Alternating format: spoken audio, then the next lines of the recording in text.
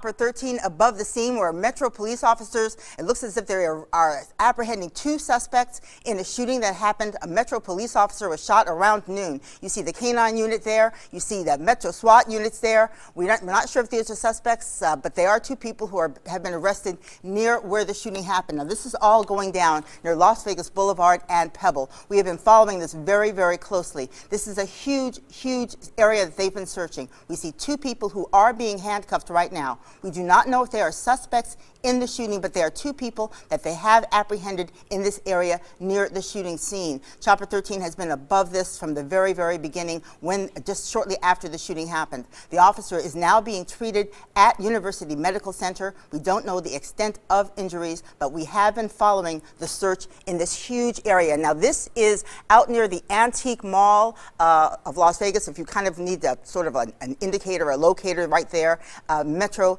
very heavy police presence, first responders also on the scene. Sitting next to me here on the set, retired Metro Lieutenant Randy Sutton, our safety security expert.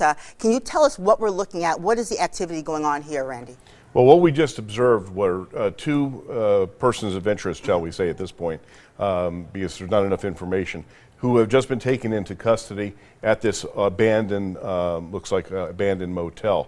Now, this is a very large area, so anyone that is found to be occupying any of these rooms is going to be a suspect at this particular time.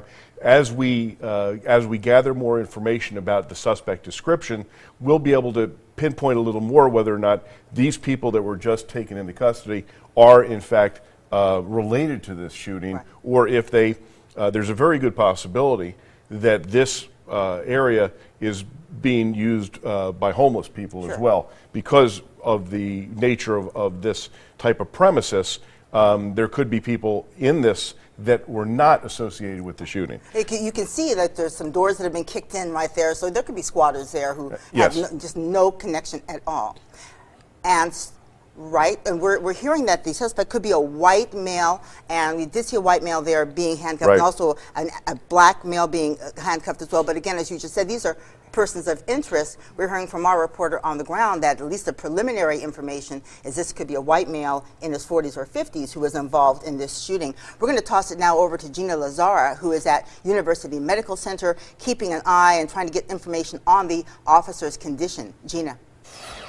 Hey, Ricky. Yeah, here's the scene at UMC, still blocked off, still pretty active. The injured officer is inside being treated right now. We just spoke with Sheriff Lombardo a few minutes ago. Lots of new information, so listen closely. I'll start with the best news.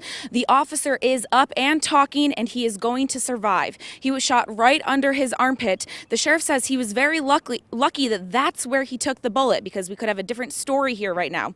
Now, backing up, we learned the officer was responding to a domestic violence call at Emerald Suites. It's an extended stay hotel on Las Vegas Boulevard, and immediately when the officer got on the scene, the suspect shot at him. The officer got off a bullet too as the suspect was running away, but we don't know if the suspect was actually shot.